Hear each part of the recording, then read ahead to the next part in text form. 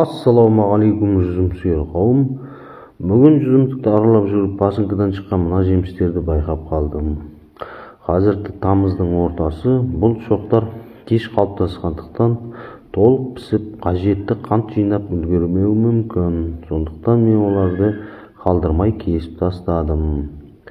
Өйткені енді өсімдіктің күшін кеш шыққан жеміске жұмсағаннан гөрі негізгі өркендердің жақсы пісуіне және қыстауға қажетті қор жинауға бағыттаған дұрыс.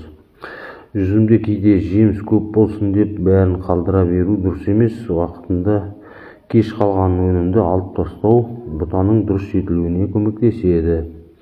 Келесі жылдың өніміне дайындық дәл қазір басталады. Жүзімге қатысты пайдалы ақпарат керек болса, келесі видеоларды жіберіп алмаңыздар ағайын. Арнаға тіркеліп лайк басамыз.